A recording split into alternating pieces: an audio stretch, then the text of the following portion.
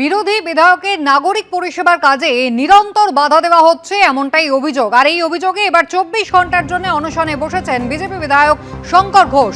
সকাল 8টা থেকে শিলিগুড়ির হাতি মোড়ে নেতাজি মূর্তির নিচে অনশনে বসেছেন শঙ্কর ঘোষ। পুষ্পার্ঘ মাল্যদানের মাধ্যমে ভারত মাতার প্রতিকৃতিতে মাল্যদান পুষ্পার্ঘ করছেন শিলিগুড়ি বিধায়ক মাননীয় ডক্টর শঙ্কর ঘোষ মহাশয়। আমরা এই অনশন কর্মসূচি গ্রহণ করেছি মানুষের তৃণমূল কংগ্রেসের নির্দেশে তার কাজে বাধা দেওয়া হয় এমনটাই অভিযোগ করছেন শঙ্কর ঘোষ, এবং সেই জন্য মানুষের জন্য কাজ তিনি করতে পারছেন না, সাধারণ মানুষকে তিনি পরিষেবা দিতে পারছেন না। এই অভিযোগ করে 24 ঘন্টার জন্য অনশনে বসেছেন বিজেপি বিধায়ক শঙ্কর ঘোষ।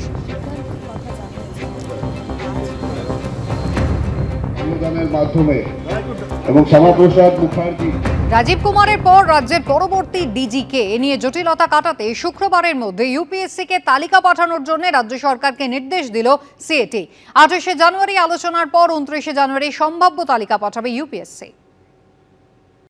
রাজ্য পুলিশের পরবর্তী ডিজি কে? রাজীব কুমারের পর এই পদে বসবেন কে?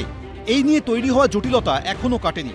এই আবহে সেন্ট্রাল অ্যাডমিনিস্ট্রেটিভ ট্রাইব্যুনালের প্রিন্সিপাল বেঞ্চ নির্দেশ দিল 48 ঘন্টার মধ্যে ইউনিয়ন পাবলিক সার্ভিস কমিশন বা ইউপিএসসিকে তালিকা পাঠাতে হবে রাজ্য সরকারকে। 28শে জানুয়ারি রাজ্য সরকারের পাঠানো তালিকা নিয়ে আলোচনা হবে ইউপিএসসিতে। রাজ্য সরকারের পাঠানো তালিকা বিবেচনা করে 29শে জানুয়ারি একটি সম্ভাব্য তালিকা নবান্নকে পাঠাবে ইউপিএসসি।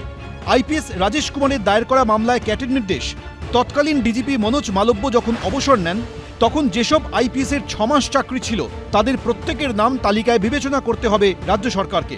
2023 সালের 28শে ডিসেম্বর রাজ্য পুলিশের ডিজি পদ থেকে অবসর নেন মনোজ মালব্য। তার জায়গায় ভারপ্রাপ্ত ডিজি হিসেবে দায়িত্ব নেন রাজীব কুমার।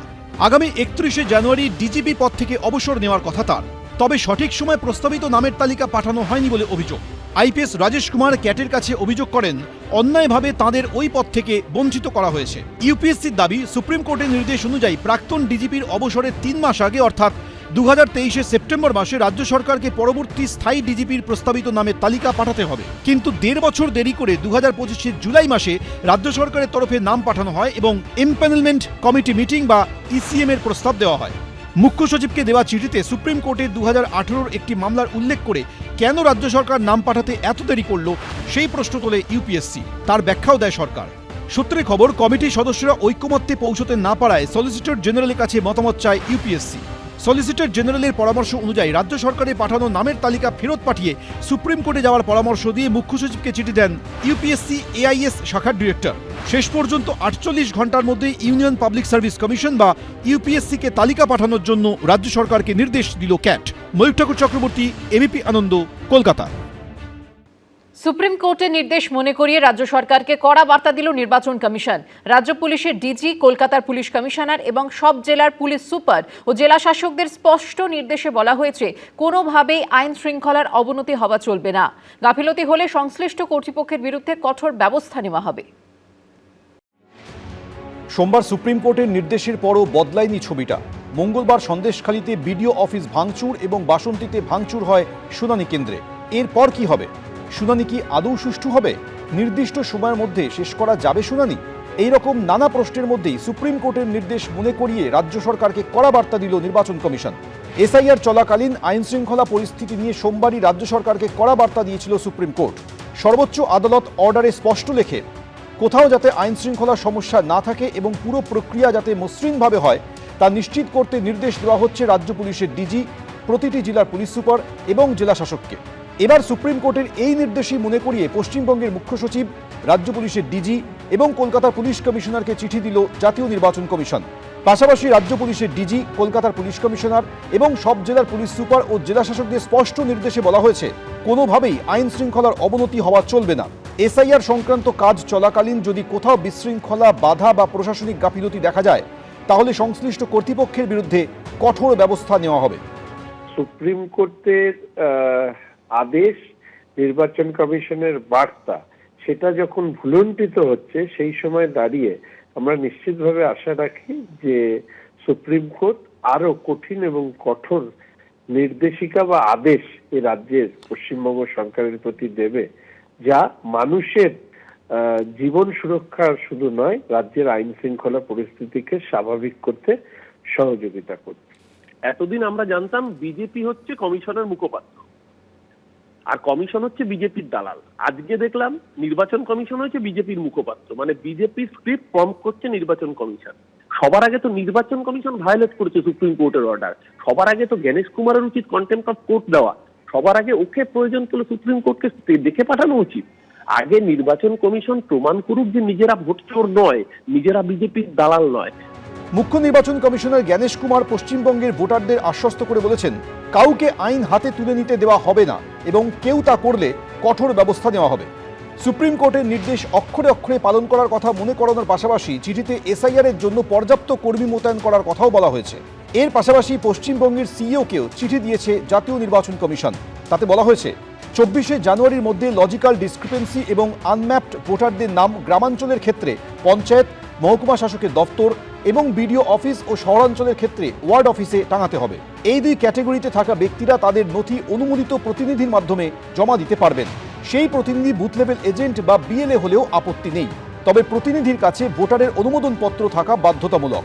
যে অফিসার শুনানির নথি জমা নেবেন অথবা শুনানি করবেন, তিনি নথি প্রাপ্তি এবং শুনানি সম্পন্ন হওয়ার বিষয়টি লিখিতভাবে দেবেন। নথি গ্রহণ ও শুনানির সার্টিফিকেট অ্যাপে আপলোড করবেন বিএলও। নির্দেশিকায় আরও বলা হয়েছে, মাধ্যমিক পাশের সার্টিফিকেট ছাড়াও মাধ্যমিকের অ্যাডমিট কার্ড যেখানে প্রার্থীর জন্ম তারিখের উল্লেখ থাকবে তা শুনানিতে নিতে হবে। রুমা পালের রিপোর্ট, এবিপি আনন্দ, কলকাতা। ভোটার তালিকায় গরমিল বিতর্কে মুখ্য সচিবকে কড়া চিঠি দিল নির্বাচন কমিশন। 4 নির্বাচনী আধিকারিকের বিরুদ্ধে কি পদক্ষেপ করা হয়েছে 72 ঘন্টার মধ্যে তা জানাতে হবে মুখ্য সচিবকে। নির্বাচন কমিশনকে না জানিয়ে বিভাগীয় সিদ্ধান্ত। রাজ্যের 4 নির্বাচনী অফিসারের বিরুদ্ধে নেওয়া সিদ্ধান্তকে অবৈধ ঘোষণা করে মুখ্য সচিবকে চিঠি দিল নির্বাচন কমিশন। বেআইনিভাবে ভোটার তালিকায় নাম তোলার অভিযোগে দক্ষিণ 24 পরগনার বারুইপুর পূর্ব বিধানসভা কেন্দ্রের ইআরও দেবোত্তম দত্ত চৌধুরী ও এইআরও তথাগত মণ্ডল এবং পূর্ব মেদিনীপুরের ময়না বিধানসভা কেন্দ্রের ইআরও বিপ্লব সরকার এবং এইআরও সুদীপ্ত দাস, এই 4 জনের বিরুদ্ধে এফআইআর করতে বলেছিল নির্বাচন কমিশন। 5ই অগস্ট এ নিয়ে মুখ্য সচিবকে চিঠি পাঠায় নির্বাচন কমিশন।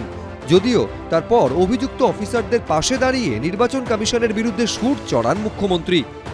কালকে আমার 2 জন অফিসারকে নোটিশ পাঠানো হয়েছে কিনা তাকে সাসপেন্ড করা হলো। আমরা বলি তোমার ইলেকশন এখন ডিক্লেয়ার হয়েছে, কোন আইনের বলে তুমি নোটিশ পাঠিয়ে দিচ্ছ? ইলেকশনে অনেক দেরি আছে, 8-9 মাস দেরি আছে, এখন থেকে সাসপেন্ড করতে শুরু করেছেন হরিদাস সব, কৃতদাস সব। এরপর 8ই অগস্ট অভিযুক্তদের বিরুদ্ধে ব্যবস্থা নেওয়ার জন্য সময় বেঁধে দিয়ে চিঠি দেয় নির্বাচন কমিশন। তাতেও কাজ না হওয়ায় দিল্লিতে ডাকা হয় তৎকালীন মুখ্য সচিব মনোজ পন্থকে। টানাপোড়েন সেখানেও থামেনি। এরপর দক্ষিণ 24 পরগনা ও পূর্ব মেদিনীপুরের জেলা শাসককে এফআইআর করার নির্দেশ দেওয়া হয়। কমিশনের সেই নির্দেশও কার্যকর করা হয়নি। সম্প্রতি রাজ্যের মুখ্য নির্বাচনী আধিকারিক বা সিইও দফতরে চিঠি দেয় রাজ্যের স্বরাষ্ট্র দফতর, যেখানে বলা হয় ওই 4 আধিকারিকের বিরুদ্ধে এফআইআর এর নির্দেশ প্রত্যাহার করা হোক। লঘু অপরাধে এত বড় শাস্তি দেওয়া ঠিক নয়। সিইও দফতর থেকে সেই চিঠি জাতীয় নির্বাচন কমিশনের দফতরে পাঠানো হয়। তারই প্রেক্ষিতে এবার মুখ্য সচিবকে জাতীয় নির্বাচন কমিশনের এই চিঠি, যেখানে বলা হয়েছে 4 নির্বাচনী অফিসারের বিরুদ্ধে নেওয়া বিভাগীয় সিদ্ধান্ত অবৈধ। নিয়ম অনুযায়ী বিভাগীয় সিদ্ধান্ত চূড়ান্ত করার আগে নির্বাচন কমিশনের সঙ্গে পরামর্শ করা বাধ্যতামূলক। এক্ষেত্রে তা করা হয়নি। সংশ্লিষ্ট কর্তৃপক্ষ নির্বাচন কমিশনের সঙ্গে পরামর্শ না করেই সিদ্ধান্ত নিয়েছে। তাই এই সিদ্ধান্ত প্রক্রিয়াগতভাবে ভুল এবং গৃহীত নয় বলে গণ্য হবে।